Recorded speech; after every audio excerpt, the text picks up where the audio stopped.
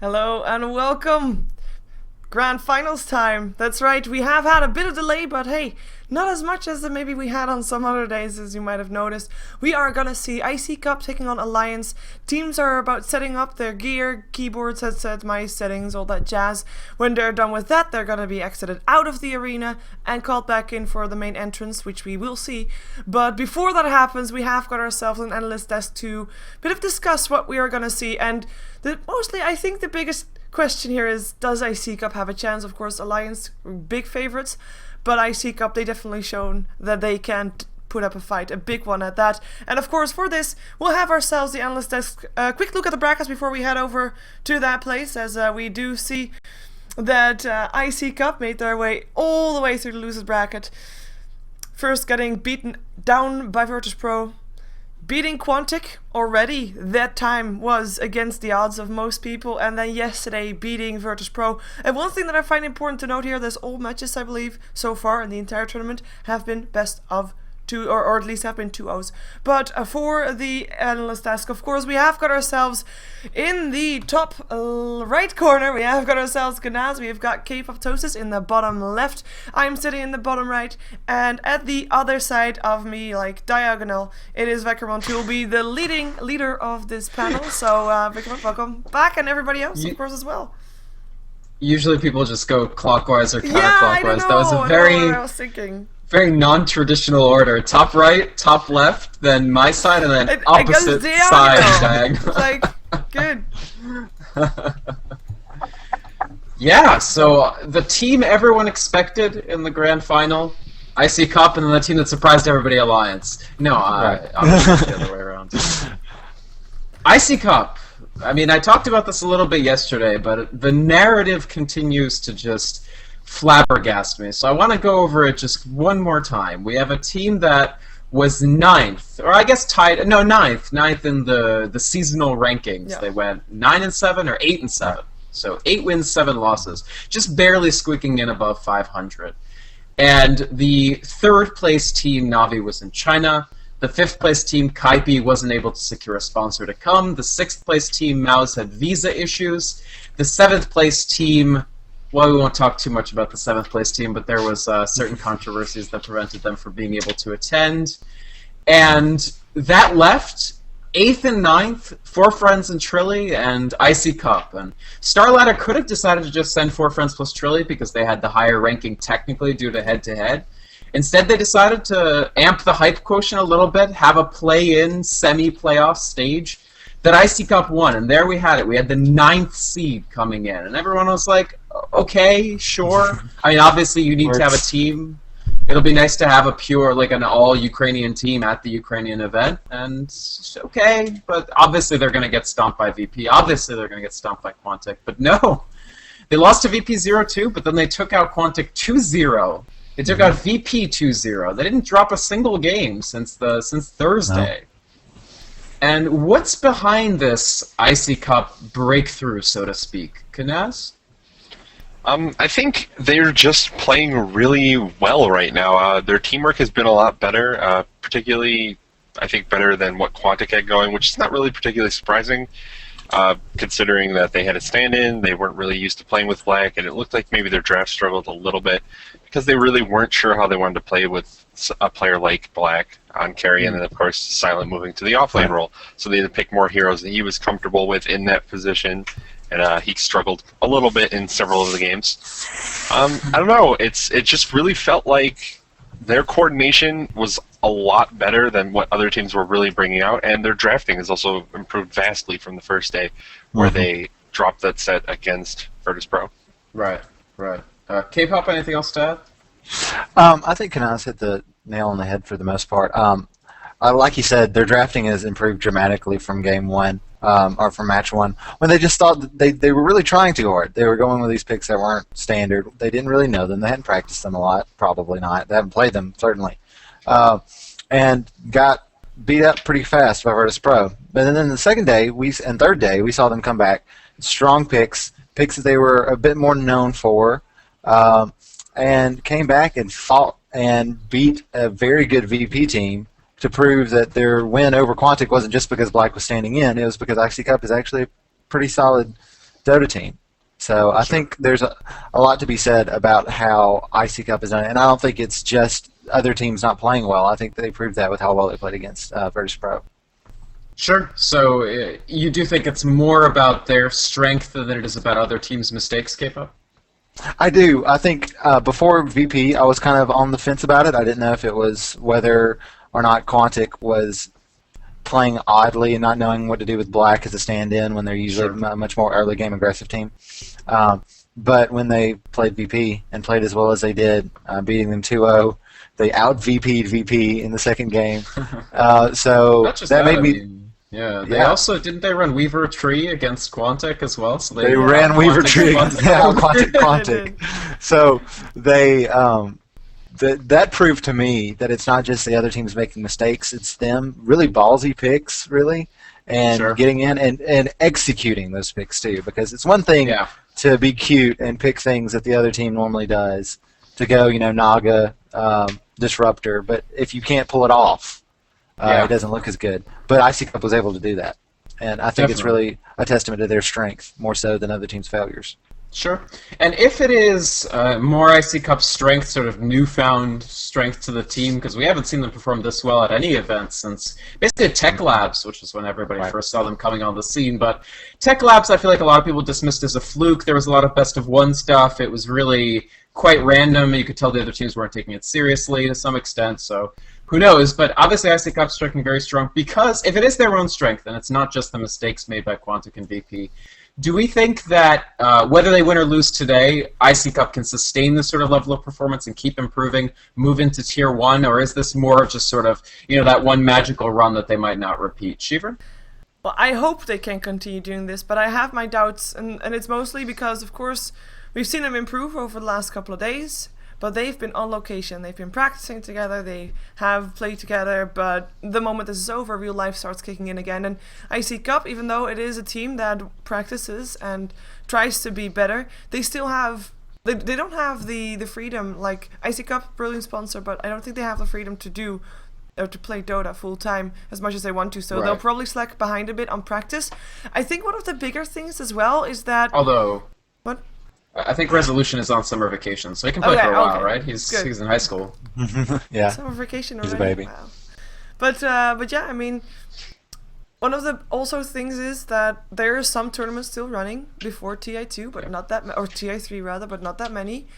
And the ones that run Icy Cup, they didn't get invited because they're like if you want to invite the top teams, Icy Cup is not a team that you think of first, or at least it wasn't. Maybe now it will be, or depending on how they perform tonight, I do think they're going to have a bit of a struggle, but I mean, they are not the top 10 invitees that you want to invite to a European tournament, and that hurts them quite a bit, and I think that's mostly because of underestimation. And I'm hopefully that with this Star Series, already without having seen the finals, I think that at least will change, and that might help them get better. And of course, consistency, big factor, because after TI3, things will change. Not only for teams that are are at TI3, but the whole scene will have a bit of a shake-up again. And do you think that the prestige boost from this event is what they need to try to start getting into some of these other events to get more practice against the top teams, Sheever? Yes, but I mean, especially like there's tons of tournaments also with qualifiers, but the top teams don't really compete that much in those anymore, because why compete in those when they normally have less prize money? Then you can also get invited by things that have more prize money, and you go for those first. You don't have to go through qualification rounds that that you'll probably win, but it's still going to be a lot of time, and you want to spend your time better than that. And Icy Cup, they could definitely benefit from being invited to one of those. I mean, it's kind of like 3D Max at some point. Of course, a lot earlier, but I think they were on the scene for quite some time already, and they were competing already, but they really only started to make a big impression, I believe, in the defense. And then they start getting more invites, and I mean, they were in the D2L, I think, Season 1, so, I mean, that's the kind of thing they have to have happen, and maybe StarLadder will be their defense, as 3D Max had the defense. Yeah, and I mean, 3D Max never had as much LAN success as Icy Cup has now had at two separate events. I want to talk about this a little more, maybe. Kanaz, I want to get your input. Do you think this is a fluke run for Icy Cup, or could they actually start making runs at more tournaments? I mean, I don't know. My gut says it's probably more of a fluke run, but they've looked a lot better. And this is kind of one of the best ways for a team to start getting a lot better is to be playing at these big events against high caliber teams, and just working on their strategies, developing, getting their teamwork going. So. Right. I don't know. Like, I think it's probably kind of a fluke run. We haven't seen a lot of success from them elsewhere, but maybe it's just they don't get involved in enough things, enough tournaments, either because they're not invited or they don't participate in enough open qualifier type stuff. Also, they didn't really do that well during the StarLadder main season, which I think maybe is some of the reason why I'm thinking it's more of a fluke. They were bottom half of the teams, and True. Yeah, so that's my thoughts. All right. I do have one other thing to share about this, which I think is an interesting data point. There was an interview done with Mag Mag, their offlane player, and one of the biggest veterans on the team. So he was in the Darer TI2 team. So he's been up pretty high, although frankly, in my esteem, Darer never accomplished as much as Icy Cup either. But certainly they were a higher profile team. They had art style. They were a TI2 invitee. They, of course, didn't do that well at TI2, but obviously that was maybe Mag's high point in his Dota 2 career, at least. So there was an interview with Mag done by Matrix, one of the StarLadder admins and casters, and he sort of said that around when the TI3 thing happened, so around when the qualifiers, first of all, he said that they just weren't ready for the qualifiers at all. They had practiced, but they knew going in that it was going to be an incredible fluke if they actually did well, and they weren't surprised by their performance. So I guess around then they thought, maybe it won't work out. We're not really improving as a team. If we get better offers, we can sort of just go our separate ways. It went okay, but it's nothing special. We had like one good LAN in Tech Labs, and that's fine. Mm-hmm. And he said that, I guess, as they started practicing after TI3, after this sort of period where they weren't sure what to do with the team, he characterized it as, like, in practice, so in scrims and stuff, they really started having a breakthrough. And they started doing a lot better. And maybe it just took some time for that to make itself apparent. It is a very interesting team dynamic, because it's, as I think I mentioned yesterday, like, it's a couple people have been around the scene forever with mixed success, and then some sort of random elements. So how much of Icy Cup's breakthrough can be attributed to just Resolution growing as a player and a captain? Because there's a lot of sort of young players on the scene that are really good, like Koikva, like Arteezy, but how many of them draft and in-game captain for their teams? Is Resolution a big sort of X factor for this team? Kanaz? I think Resolution commonly plays very well, and maybe if it's a lot of teamwork, sort of, they're practicing, getting better at that, maybe it is also somewhat Resolution getting more and more used to taking the lead in-game. And, I mean, we said at the beginning, their drafts got a lot better just through this tournament. Sure. Learning from other teams, you could say, but that's everyone in pretty much competitive Dota. A lot of things are copied. Sometimes someone will have a good idea, and then a lot of other teams will latch on to it if it looks really good. So I really can't fault them for that. If Resolution's able to navigate the draft in a way where they're getting heroes that other teams like, and they can run them as effectively, I mean, that's very important for them. As for the in-game captaining, that is a thing that just comes with experience. And yeah, the other younger players typically don't play a captain role. Like you mentioned, Koikva and Arteezy, I think. I don't know if Resolution can handle it. Obviously, you think as you get older, you just have more experience. But if Resolution spends a lot of time in the captain role now, imagine what he's going to be like years from now if he keeps up with it. I mean, he's got a long career ahead of him if he decides to take it. And I guess one other possible concern for Icy Cup, and Sheever, you spoke to this a little bit, but I feel like you didn't call it out explicitly. Is there just a big danger of the team sort of succumbing to the vicissitudes of CIS Dota? Like, two players get poached. Do you think Resolution just gets poached by Empire or something, and the team just falls apart? Is that a danger, and how is that something that they can avoid, or? I think it's definitely a danger. I think you already mentioned Mag. He's been on the scene for a long time, and I think he'll continue doing that. Like it's going well for Icy Cup right now, and it has been going okay for quite some time. And the thing is, what happens when they start getting more ahead and then they start losing more things? And that's always a danger. Like, how can teams cope with that? I think Resolution, I really hope that he'll he'll just continue playing the way he does. And I mean, it's you mentioned his drafting. It's all the more impressive if he's and drafting and solo mid and captaining as solo mid in the game as well, because that's not something that you see all that often. You normally you see don't. a number 4 or 5 not. role doing that. So Right. Yeah. I really hope that he will continue doing that, because for example, imagine what he could do if he doesn't have to call out his team during a game, right? I mean, he's already a great mid as it is. Sure. So definitely potential there, but it is a risk. I mean, everybody has their own lives. How successful does Icy Cup think they will become? And how, of course, also, I mean, these players have found each other because they like playing together. Sure. What happens if they reach a point and it's like, I really like playing with you, but you're not good enough to help us grow. At some Right. point that might Right, happen. right. And, Right. how big do the teams want to go on that? How big does Icy Cup Yeah. want to be in that as an organization? Sure. So That's a good point. it's all about motivation. I don't actually know how much. I don't know how much control Icy Cup, the organization, exercises over them. I know that Icy Cup hasn't been in the Dota 2 scene for that long. It was primarily a Brood War thing for a while. They have Dota 2 servers now. Apparently, they're quite They do. popular, especially in Russia. But Brood War is still like a big thing for them as well. Right. So, all right, enough about Icy Cup. I just love talking about them because I love this underdog story. It's so completely crazy to me. A team of a lot of Russian net people sort of consider them, it's has-beens and like a teenager, which is true in one respect, but hey, they crushed VP. Those games were not especially close. VP did okay, but Icy Cup just outclassed them. So all right. Even as I'm saying, I'm going to stop talking about Icy Cup. I can't shut the hell up about them. Alliance. They go into this, I think, still, regardless of all these upsets against VP, against Quantic, Alliance go into this as the substantial favorites to take StarLadder Season 6. What are they thinking? Is overconfidence a thing that they have to worry about, or do you think they'll just sort of cruise? Kanaz? Yeah, I think Alliance go into pretty much any tournament right now as the favorites to win, and Sure. they've been showing Yeah, off why.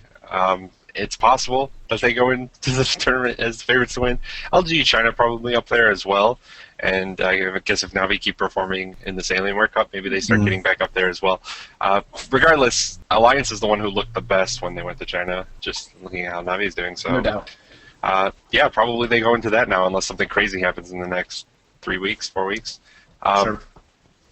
So I think that Alliance probably, if they just stick with what they know, they should be comfortable with that. It's been working for them. They don't have to get crazy, and they typically don't, and try and run something different. Just get Emerald Bulldog a hero he likes, and get S4 a hero he likes, and then whatever happens with the other three is usually okay enough to win them the game and eventually the match. And they also have the one-game advantage going in, which is substantial. So if they take that first game, I think it's probably difficult, if not impossible, for Icy Cup to go 3-0 in the next 3. Sure. K-pop, any other thoughts? Alliance, prohibitive favorites, or crushing favorites, I guess. I think it's hard for them to not be a crushing favorite up against anybody but the absolute top tier competition, just because of how well they performed. I mean, since they've been Alliance, they've won 56% of their tournaments they've entered. They've gotten first place in tournaments, a 56% win rate in grand finals. So if they it's just ridiculous how well they've played. They've adapted to the patch better than any other team. We talk about how Quantic pulls out all these different roles, all these different strategies, but Alliance has picked more heroes since the patch than Quantic has. They're willing to get they're willing to get crazier than the craziest, and they're still top tier every time. They remind me of when you watch two athletes going up against each other, and they're like of equal skill, but one is tense and tight and is worried about all the small things. The other one is just really loose, taking everything in stride, smiling about everything as they go. It's just this kind of like aura that Alliance has about them, that they handle everything so in stride that things don't bother them. They can take things and not get stressed out by them. They can go for these crazy picks and it just works. You've been working for Team Liquid too long. You're talking about the aura of invincibility. Yeah? Yeah. Is that what they have? They have the aura? They kind of have the aura. But I think they're definitely the favorites. But that being said, I think this is probably the position where I see Icy Cup, or a team like Icy Cup, having a chance to beat someone as good as Alliance. Like, I think if there was going to be an upset time, this is so perfect because of how. Yeah, it's kind of a perfect storm, I think, for an upset because of how Icy Cup is played the last 2 days. They've played extremely well without showing their hand too much. I was kind of worried yesterday that with getting Weaver tree banned, they wouldn't be able to beat VP because VP just banned it out straight, but they showed they could win without it.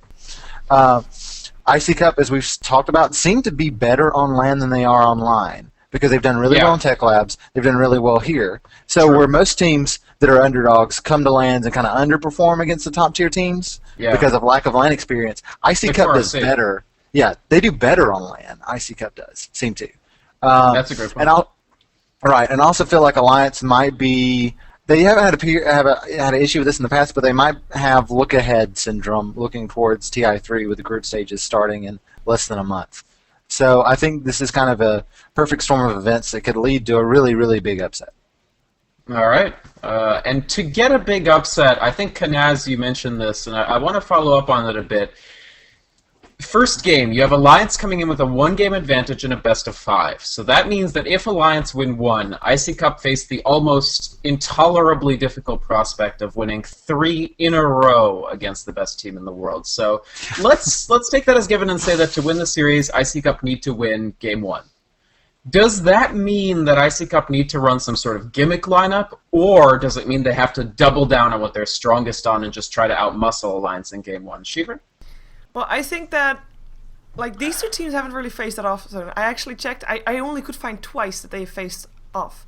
One in EMS and the other one in StarLadder, both won by Alliance.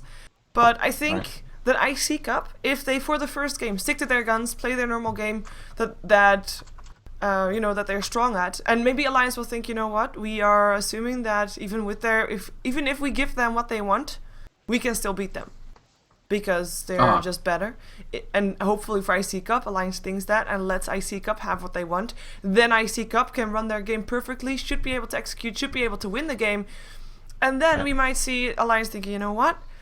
We don't want to give them what they want because they're actually quite decent. So what would happen is they start banning out a bit up against the Icy Cup, like specifically maybe ban out heroes that Icy Cup used in the previous game, and then Icy Cup comes in, uses a gimmicky lineup that Alliance was not expecting, and then all of a sudden they've won 2 games. Of course, this is the ideal situation for Icy Cup, and it could definitely turn out differently, but I think that would be a very good way to go in it. I don't think a gimmicky lineup to start off with is a good idea, because the thing about gimmicky lineups is either it works really well once, or it is terrible bad and, you get crushed. And Icy Cup can't allow themselves to get crushed because we already said they're strong on LAN. And if you're strong on LAN, that means that you get extra energy from crowd, from being next to your players, and that gets enhanced if you win. And you need to win, and you can't really gamble on going for a gimmicky lineup for the first one. Fair enough, but is it a situation where maybe they have to play the odds simply because they're such a big underdog? Kanaz, any thoughts on this? Should they just play standard and try to win with the same sort of stuff that's been working for them? Well, I think one of the big things is that what's been working with them kind of varied in the 2 sets that they played against Quantic and VP. They didn't really play particularly similar lineups in those 2 sets.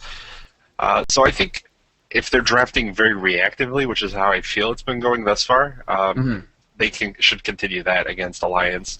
Alliance typically play in a very specific way where they usually have some sort of core hero on either S4 or Emerald Bulldog and then one on Loda.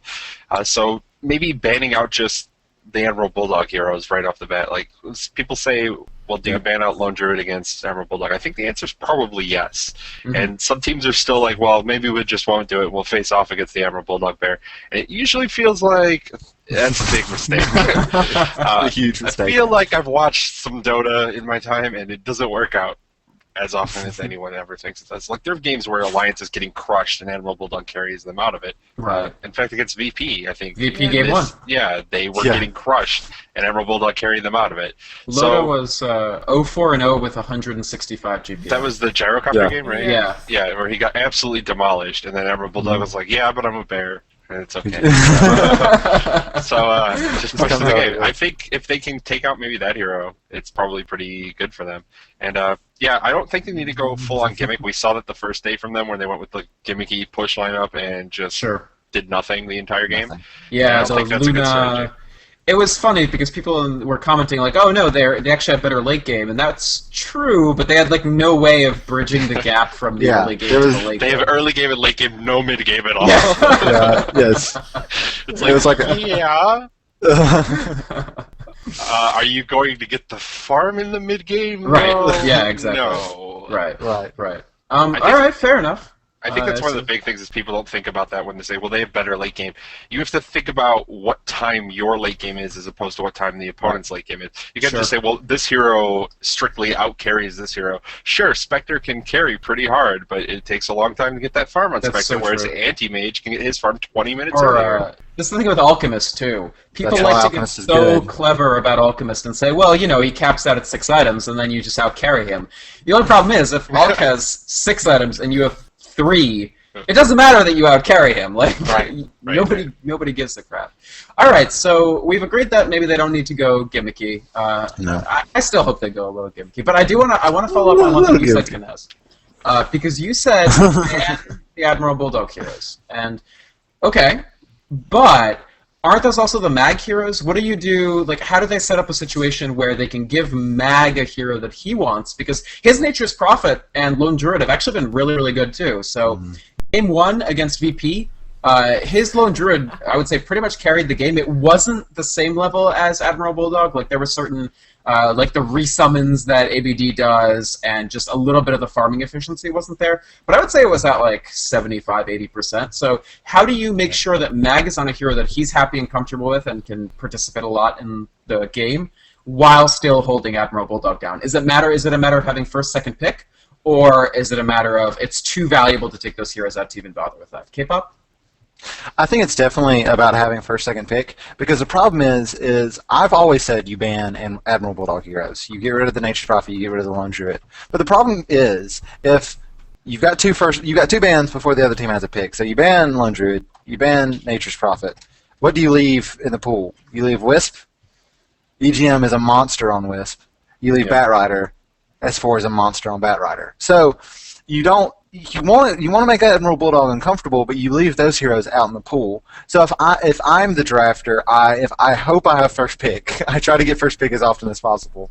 And if I do have first pick, I would ban out one Admiral Bulldog hero, the one I didn't want Mag to have, and then first pick the other one.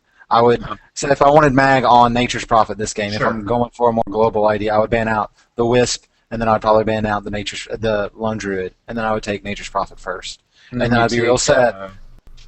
You take Quap second or something after Probably. they take Batrider, because in that case Alliance takes Batrider and And I'm going to say I'm a little sad because it's going to be an S4 Batrider, but that's the problem with Alliance. You can't ban out all of their heroes. Absolutely. So you just have to hedge your bets and hope that that's the best. And I think I would rather.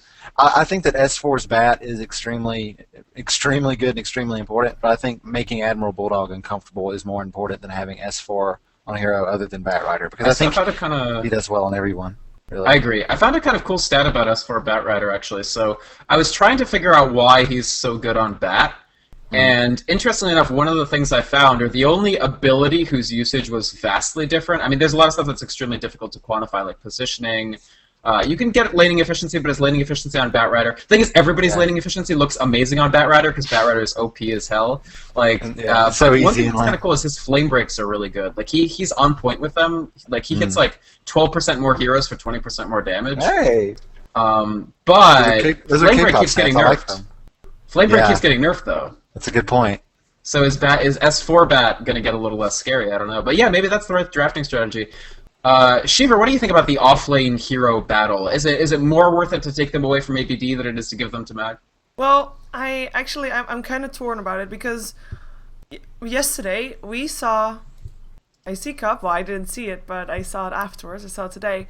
They took out virtus.pro and they gave virtus.pro a CK Wisp. They don't care. Yeah. They can deal with it apparently. I actually like and Kunkka. Yeah. Kunko's there. Kunko's the Wisp he's a Wisp counter. Yeah, and one of the things that we actually looked up, like before of course the whole StarLadder final started, is that one of the most despised heroes on the Icy Cup is actually Wisp. So that means that they don't pick him, and they ban him often. So that kind of leaves Right. you. So either you ban him or you let him. You're giving him away because Right. apparently none of their supports is as comfortable with it as they want to be, and they prefer others, and they think they have a better win chance with others. And then next to Right. that. So that already means, like, if you have got second pick or first pick, doesn't matter. You're either gonna leave Wisp in for your opponent team and deal with it, or you're gonna ban it out. And then you have the Bat Rider, which is a hero that Resolution really wants. Yesterday he was twice on Bat Rider in both games, won both games. So if you are gonna let and the Wisp and the Bat Rider through, I think that the Icy Cup is gonna be happy with picking up the Bat Rider. Up against the Wisp is okay, but at least they've got their S4 Bat Rider. And then, you know, so you already got one, at least if you ban out both Admiral Bulldog's heroes, you already have got the Wisp going the way of Alliance. And I mean, you have more heroes to think about as well. And in terms of off lanes, Mag plays a very nice Darkseer as well.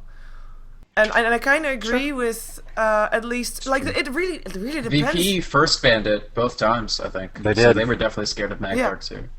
And I really think, like, it really comes down to first pick. For especially, like, normally it's, okay, you ban a Wisp, you ban a Bat Rider, blah, blah. But against Alliance, that's just not the case. Because they have got those heroes, like a Lone Druid, like a Nature's Prophet, that you just don't want to see on them. And the question is, how much luxury are you given in terms of what can you ban out? And what can you afford to ban out without losing too much in the process? Because, as K-pop already pointed out, you don't want to have and a Wisp and a Bat, or... You know, it's not ideal to give them to Alliance in any stretch.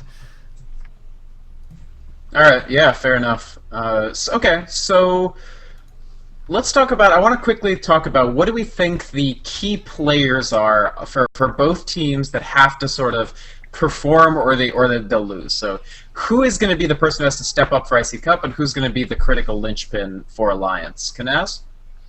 I think when it comes to Alliance, as long as any one of them is playing particularly well, I think it could be very scary. They kind of, when someone's having a bad game, an off game, they really shift the focus around very, very effectively. I think it's one of their best strengths in terms of team play. Like, Loda has games where he struggles from time to time, and always someone else will be able to pick up some of that slack. Sometimes S4 gets shut down mid just because of maybe how the draft went, how something RNG, maybe with a rune happened, and he had a little bit of bad luck. Regardless, but they move things around and they're able to sort of create a little bit of space for them to catch up while trying to, you know, take points on the map, take map control away. So I think Alliance can definitely move around, and obviously any of the three cores, I think is what I'm getting at there. The support's also very effective. Maybe I don't like Alliance's support as much as someone like VP's, where they're a lot more aggressive with their rotations, but they do still play very well. For Icy Cup, I think Resolution is a big player, and I think we've talked about it quite a bit, his play in the game in the mid lane. Getting a good hero for Resolution to be able to get aggressive with is often the key for Icy Cup having an effective mid game. And if they can continue to do that, grab him something like we've seen him dominate in Queen of Pain, and Puck and heroes of that nature, not so much on maybe other heroes that we see commonly mid, like a Dragon Knight maybe, wouldn't be as successful, and I would expect. But yeah, I think it's probably Resolution for Icy Cup. All right. Sheever, any thoughts? Well, I think the most important thing here are the supports. We know that, like, we saw Alliance vs Pro last Friday. And one thing that was very noticeable is that every time a fight happened, there were TPs incoming. S4 was all over the place on his puck at some point in the game, and he TP'd top and bottom. He had to TP the moment his TP came off cooldown, but he was everywhere and he made things happen, and in the end they won the game, of course. And I think that's something that Icy Cup, they do that often, also rotating their supports, sometimes a bit too much. But it's going to be really important to be spot on with their rotations and make their rotations worth it. Of course, that's the main issue. On top of that, we've seen Jackal do amazingly well on the Weaver. And I'm hoping for Icy Cup that they can have their hands on that again, because I definitely think that it is one of his strengths. I hope that he can also be able to play that well on other heroes. We have seen him do well on other carries, don't get me wrong, but his Weaver is just superb. So I'm hoping that if they don't get the Weaver, they still have Jackal, give Jackal a hero that he is as comfortable with as the Weaver. And I think that will be tough. Most of the games that they won were with the Weaver. Yeah, that's true. They did have a big winning streak with Weaver, definitely. So, I guess I want to talk about a similar thing to what I talked about in the VP Icy Cup, which was the support matchup. And I remember in VP Icy Cup saying, well, you know, RSR and NS are two extremely high-tier world-class supports. I expect them to dominate this matchup. And in the winners bracket semis, they did. NS, in fact, basically solo outplayed most of Icy Cup when he was on Earthshaker. Right. But in the losers bracket finals, I actually felt that Icy Cup massively stepped up. So, especially game 2. So in game 2, you have Zik on Disruptor, synchronizing excellently. In fact, he had the somewhat difficult task of having to... Usually the way you do it, if you have Naga Disruptor, is the sleep comes first, and then Disruptor sets up, and it's very easy. Any Disruptor can do that, really. I mean, any professional level Disruptor. I couldn't do it, let's be clear. I couldn't do it, but anybody that's actually good at video games could do it. But Icy Cup were doing something a lot different. They were initiating with... So their initiation pattern was Bat Rider, then Disruptor and Leshrac, then Naga. And that makes Disruptor's task a lot harder, and Zik was nailing it. But I only talk about this. Always Want to Fly.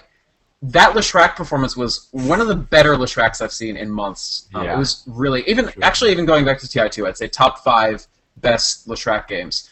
There was one by RSR that was amazing in the interim. There were a couple in G1 League, and I'd rank this like 4th or something. It was amazing. But Ake and EGM are, in my esteem, the strongest support pair. Like, there is not a support pair playing better than these two guys. So, will Zik and Always Want to Fly be able to step it up again? And if you're Ake and EGM, how do you try to sort of just get them out of their comfort zone, maybe win early and make sure that the supports are under level? K-pop? And speaking of how do you make them uncomfortable, well, going back to what you said first to start it off, I feel like what you said is definitely accurate. EGM and Ake are ridiculously amazing at their support play.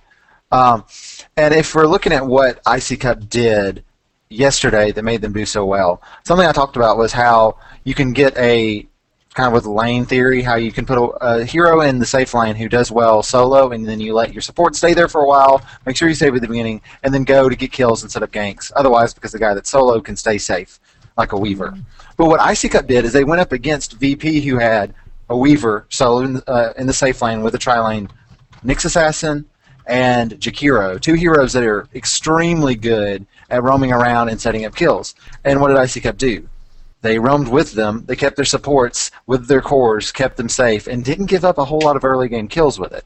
So I feel like that's something Resolution and all of Icy Cup does well, especially with their supports yesterday, is they're not the best at setting up kills and roaming and going to get kills, but they're really, really good at responding to ganks. Their supports are very good at making sure their cores are safe, spotting out ganks, keeping them from happening, counter-ganking when they can, pushing when a gank is successful by the other team.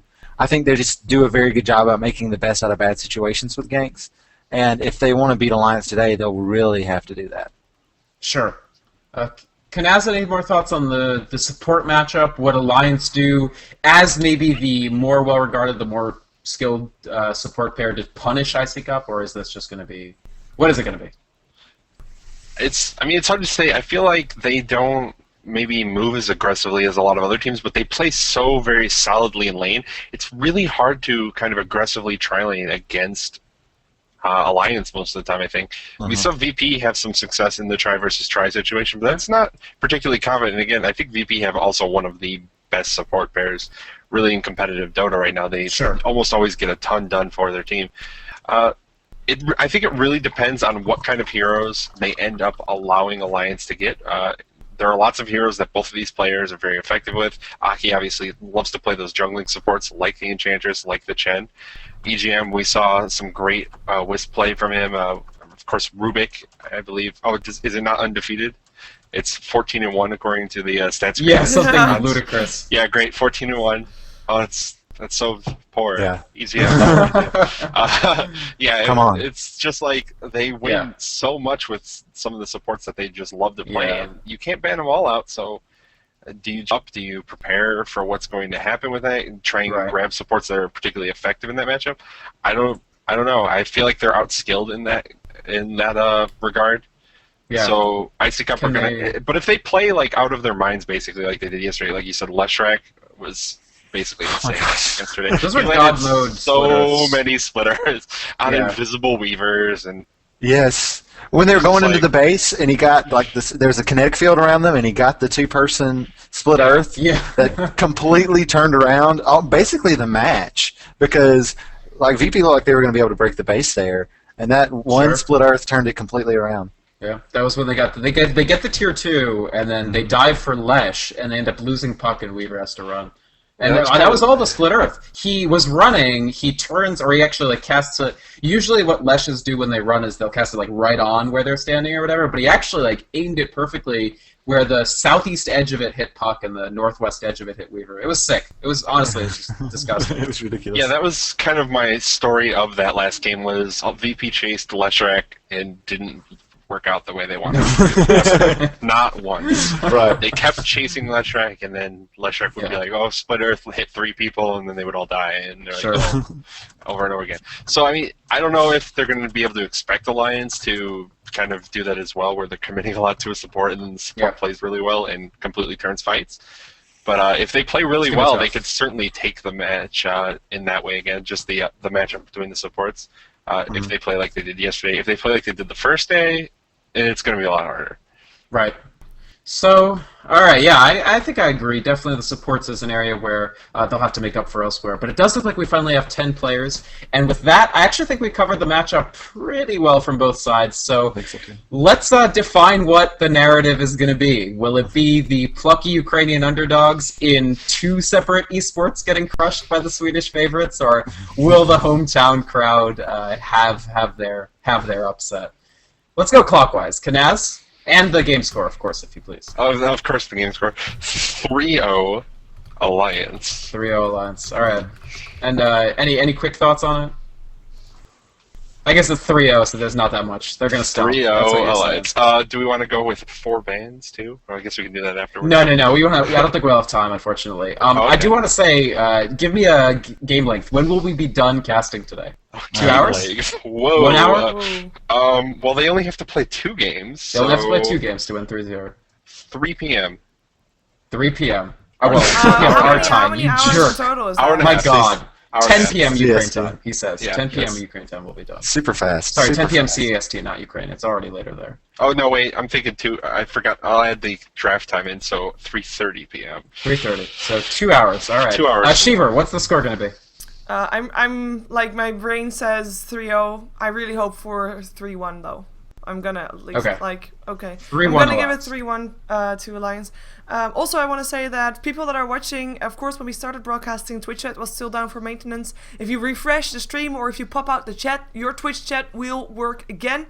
Next to that, you will also soon see Alliance and Icy Cup make their intro. And if someone is still talking, I'll mute them so that you can hear a Villet introducing the teams. Just saying. So I'm thinking quickly, Sheever. 2 hours. Oh, sorry. Go ahead. 3 no 2 hours? no. 3 hours. 3 hours and 45 minutes. 3 hours.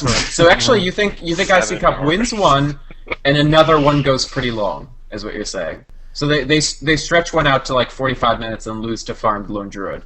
Yeah, then because they win there's one. 3 games in total. I'm thinking also a bit of downtime because if there's teams that want to smoke in between, they will be able to, etc. So Okay, yeah, but I don't care about that. I'm asking, like, do you think they're going to be stomps, or do you think they're going to be, like, they're not going close, to be long stomps. games? Even the Okay. games that Icy Cup lost on Thursday were not stomps. Well, one was. Yeah, that's true. That's a good point. Maybe one That's a good point. So do you think Icy Cup wins game 1, or you think they win, like, one of the interim games before Alliance takes it? Or, rather... I game hope 2. they win game 1. Alright, they win game 1, and then Alliance takes 2. Okay, K-pop! I think it's going to be 3-1 Alliance. My heart wants to like go ahead and go for the upset and call it because no one's given Wait a Icy Cup second. any love. I think Vykromond's camera is stuck on a very... Do what? Oh, Vykromond's camera just stuck with him like. Oh.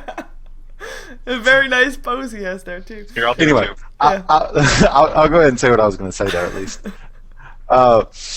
I think it'll be 3-1. I think we'll go for probably about 3 hours. I think what's going to happen is Alliance is going to win the first game, get up 2-0, know if they win the game that they're done, probably go for something a little clowny, like they not really trolly, but a little clowny. They might do like the Loda Ricky Wisp combo that they always like to do that never actually works, and lose a game, and then they'll put on the burners and win the fourth game. That's how I think it'll go. Okay. Well, we won't have Vykromond for now because not only has he dropped from VC, a by the way program that we're using right now, He's but done. he's also dropped from the game and he's dropped from Skype soon too, probably. So he'll probably reboot and then we'll be back, or he'll be back rather. Of course, if you're wondering what's going to be happening with the casting, I will be joined by Vykromond for co-casting, and K-pop will be providing stats, as it looks like he is actually able to sit inside the game, which is of course important. Okay.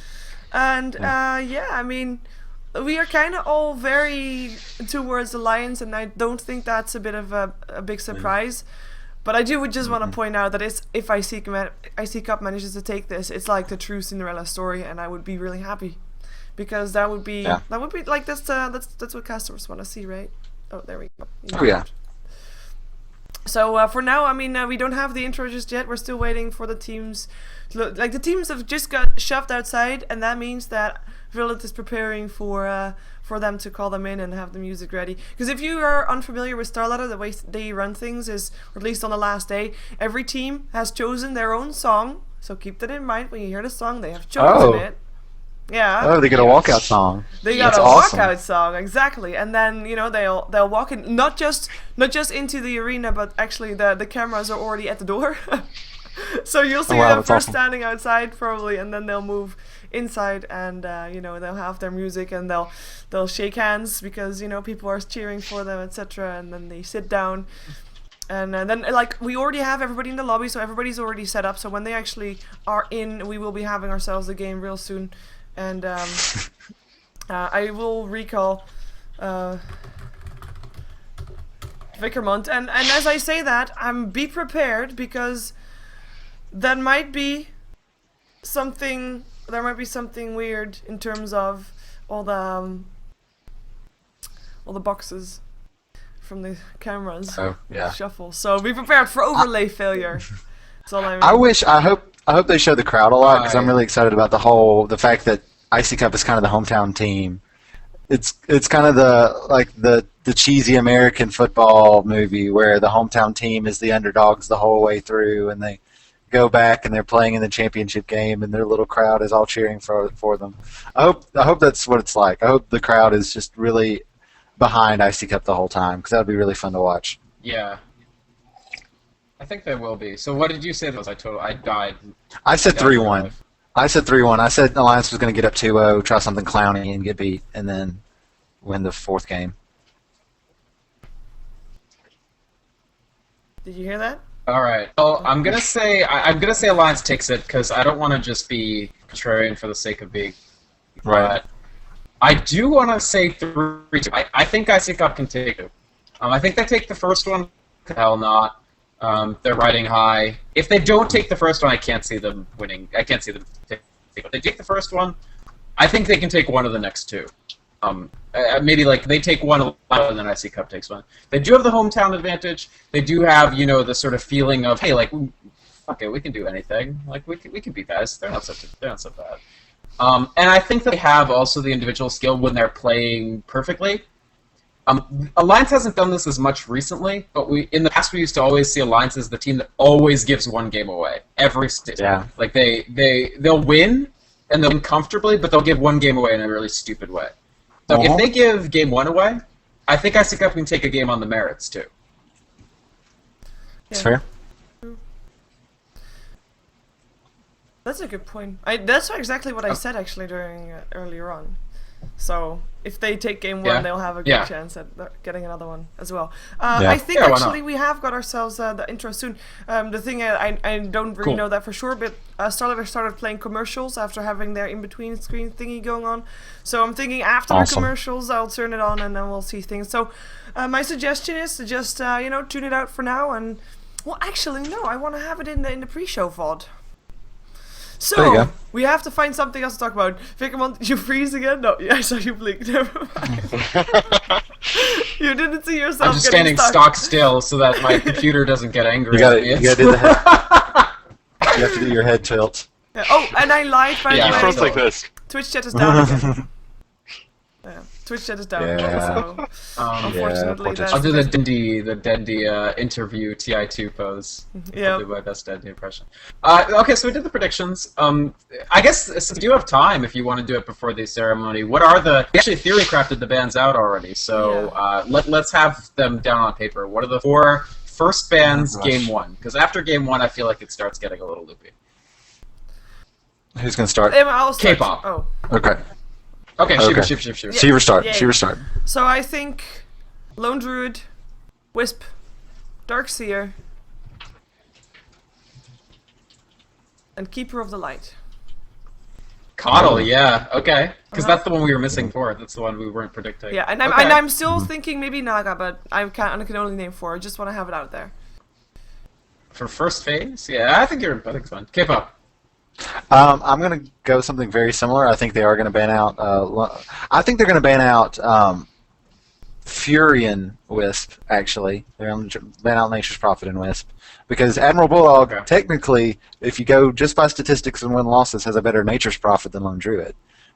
He's got like an 82% win rate with Nature's Prophet.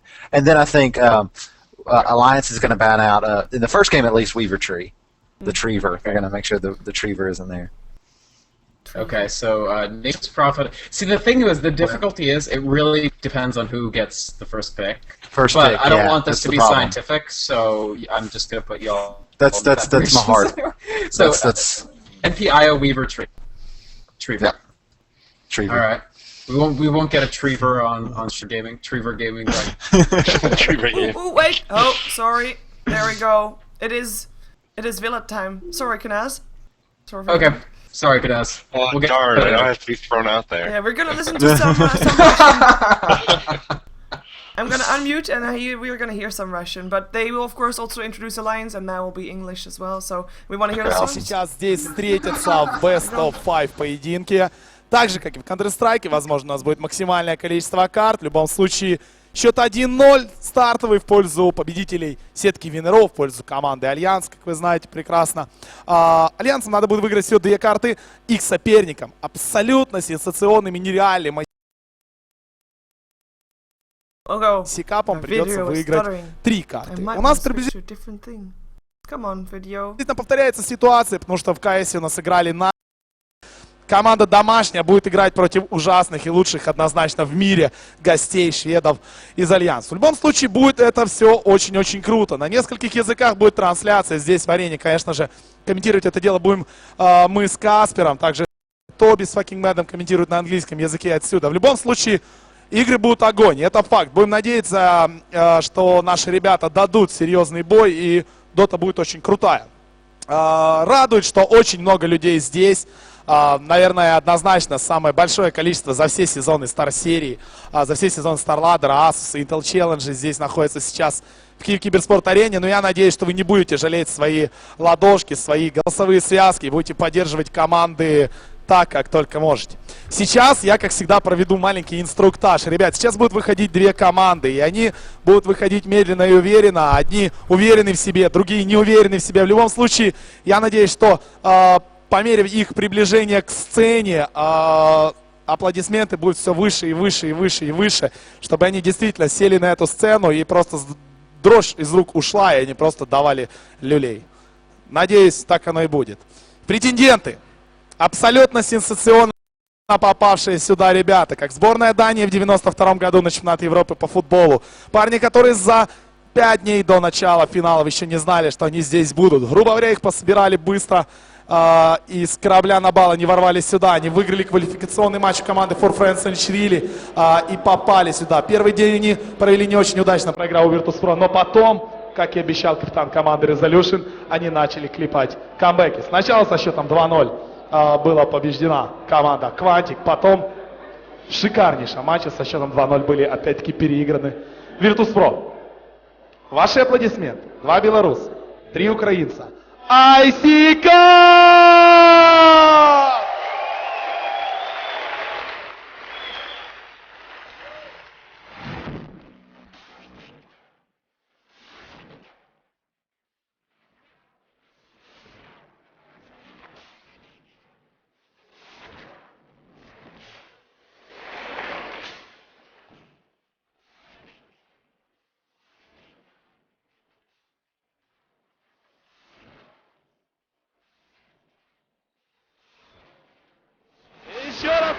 круче Icy Cup!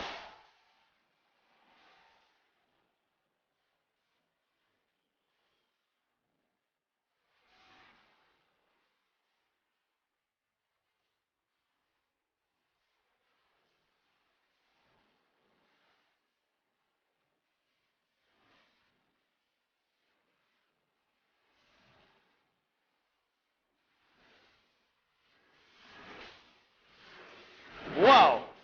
Вау! Ну вот они уселись на свои места.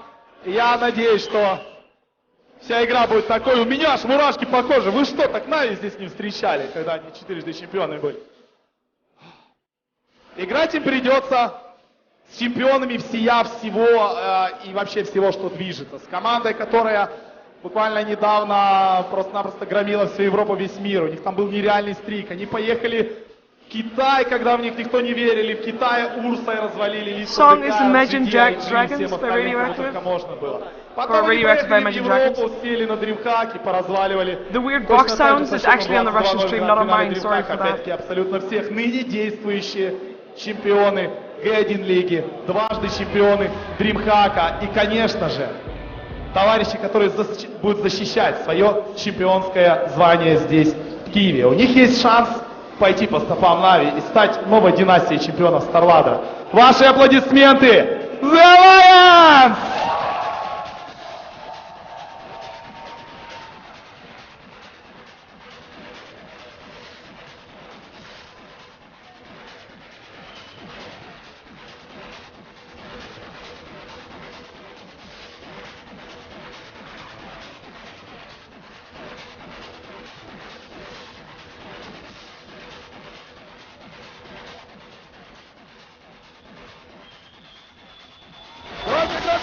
Громче, The Lions!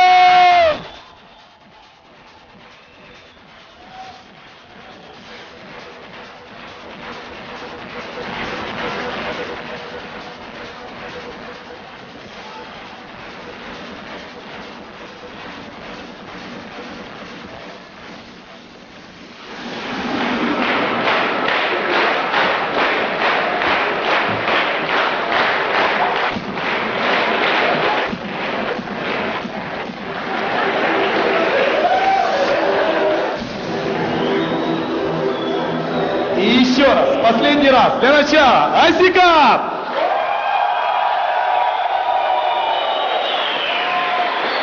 И их соперники, Альянс!